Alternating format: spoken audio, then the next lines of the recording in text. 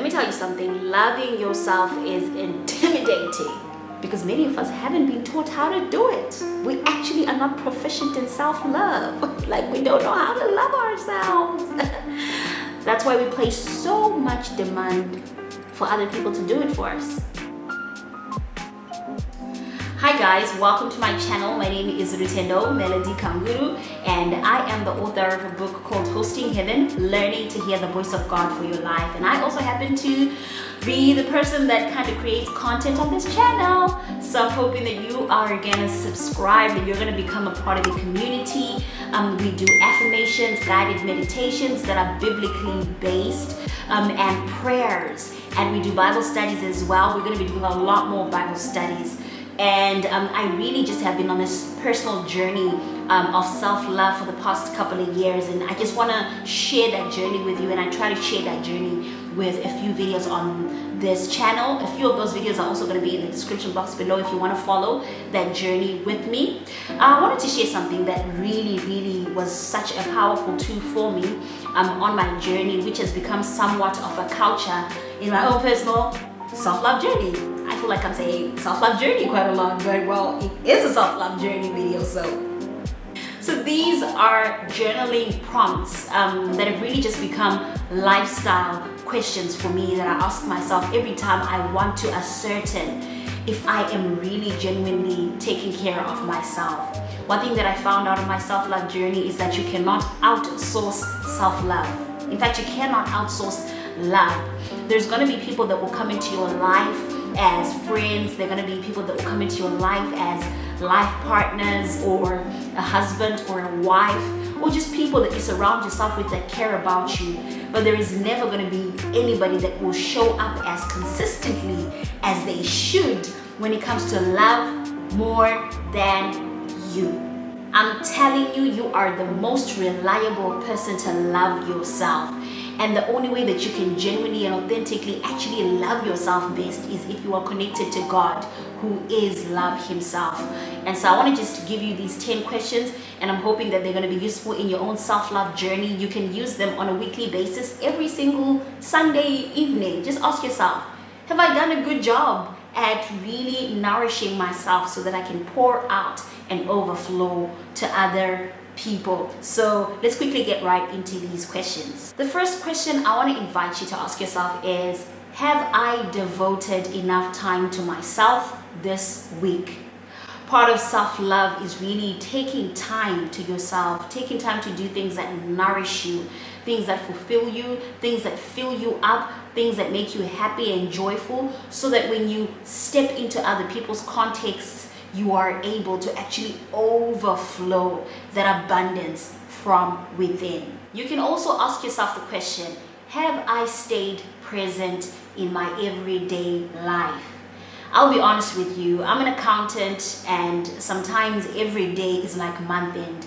You literally are just trying as much as possible to get as much work done as possible. And especially if you're working in a fast-paced industry or just a fast-paced company, you really realize that sometimes you are just in the routine, but you are not fully present. And if you're not careful, you can take that home with you, and you can start making that a normal thing in your relationships, in your friendships, even sometimes in your relationships with your parents and the people that you love the most. It's crazy. It's crazy how we are so not present sometimes. So I want you to ask yourself, have I been present? Have I genuinely been present in my everyday life? Third question I want you to ask yourself is, what do I love about myself? Self-loathing is real. Self-hate is real. We can truly, genuinely be so detached from ourselves that we literally just forget who we are, the beauty of who we are, the strength of who we are, the power of who we are, the incredibleness of who we are. So if it means taking a piece of paper, writing down at least 5 things that you love about yourself on a weekly basis, so that you keep in touch with the knowledge of what makes you special, what makes you powerful, what makes you unique, what makes you the person you are. Do it. Do it until you know that you know that you know that you are valuable and that you are needed here. Fourth question is, what makes you unique? What is your skill set, your unique skill set? What is your unique set of talents?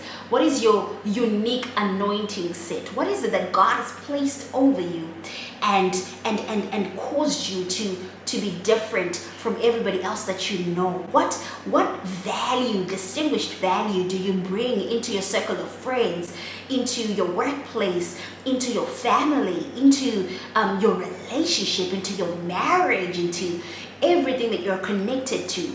Because when you know your unique skill set, it becomes such a powerful tool for you when you enter into different environments where you need to distinguish yourself, to rise up, or to get a promotion, or just to elevate in life. So ask yourself, what is that unique thing about me that makes me special? Fifth question is, what do I want to be remembered for? I remember specifically about 3 years ago, I wrote in my planner, I do these things called the beginning of the year goal setting, spiritual goal setting. And I remember specifically writing down in the House of Hosting Heaven planner that one of the people that I want to inspire my life journey is Mother Teresa. She's one of the most powerful women that has literally ever existed. All her life was service to others. And I knew for a fact that I was way far off from what Mother Teresa was. But I say to myself, I'm going to live a life that constantly strives to serve, to pour out, to give, to be generous and kind, and continue to just pour out for the benefit of others like she did. Now, am I anywhere close? Absolutely not. But if I actually started walking towards that direction in my life purpose and assignment, absolutely. And I'm so proud of my progress. I'm so proud of where I'm at. But I had to have a goalpost, right? And so I think about a month or so ago, I just posted on my Facebook page and I said, what would you remember me for? What is it that would come to your mind when my name is mentioned? And when I went into the comments section, I really realized that a lot of people were mentioning some of the things that I had written down as things that I wanted to be remembered for. Now that speaks to the power of intentionality, intentionally making sure that you are living a life that you are proud of and a life that you want to be remembered for. So I want to encourage you to really write down the person that you want to become and make sure that every single day you are walking towards becoming that person. Sixth thing that I encourage you to do is to write a thank you note to yourself. At the end of every week, sit down. It could be a 5-sentence letter. It could be a huge page if you really are that thankful for your own life. But write down things that you want to thank yourself for. It is such a powerful tool to just really acknowledging and appreciating the efforts that you are putting in your own life. And don't wait for somebody else to come and affirm you. Start affirming yourself and fortifying yourself from within. Seventh thing that I want you to ask yourself is, what does self-love mean to me? I know a lot of Bible-believing Christians are very, very intimidated by the word self-love because of the way that certain scriptures have been taught. And sometimes we actually are afraid to start loving ourselves because we know that we haven't been loving ourselves, and it's always very difficult and intimidating to start a completely new journey. What many people do is that they just decide, I don't want this in my life. I'm okay with how I've been treating myself. I'm okay with the way things are. I don't want to learn anything new. I don't want to challenge myself. I don't want to ask myself the right questions that are necessary for me to ascertain if I have been taking good care of myself. I don't want to be accountable to loving myself because I don't even know if I'm capable of fully actually loving myself more than others can love me. And so they just shut that door completely. But I want to encourage you. I want you to be brave enough to identify and define what self-love looks like. to you. It is a tough journey. It is a very difficult journey. And I say this before, and I'll say it again. One of the toughest things as a black woman that I've ever had to do is to really start loving myself first before I expected that love, that appreciation, that celebration, and that respect from other people out in the world, and especially people of the other race. But a lot of people don't want to take accountability for that love. They don't want to go on that journey internally and personally, so they cannot attract it in their lives. And we wonder why we keep going in circles when it comes to love. It's because we don't love ourselves. So ask yourself, what does self-love mean to me? I have a personal definition for self-love. My personal definition encompasses God as the source. It makes God the ultimate source of love. And it makes me a channel through which God is able to touch the world with that love. But because God is pouring out that love in me for me to give it to others, to love my neighbors as I love myself, I have to allow that love to change me too. I have to take portions of that love, and I have to make that love work for me too. Because what use is a channel? What use is a channel if it's not well maintained? What use is this love if it is being poured out to your family, to your children, to your spouse, to your community, but it is not making and effecting any change in you? So you really have to start loving yourself. You have no choice but to start taking some of this love and directing it to yourself too.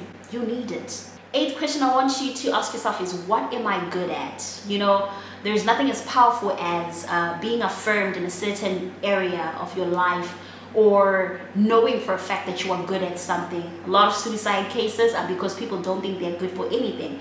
A lot of suicide cases are because people think that they are no longer needed. But when you truly know what you are good at, when you know for a fact that there's always a place in this world where you can add value, it allows you a stepping place of confidence, and it helps you to start really having a very healthy view of yourself. So write down that list and ask yourself, what things am I amazing at? What things am I incredible at? What are some of the things that I know that even if I fail, whenever I look in this direction, I'm encouraged to keep pursuing and going because I know that I'm good for something. Number 9, I want you to ask yourself, what is one of the thoughts, persistent thoughts, that you know for a fact that you need to let go of about yourself?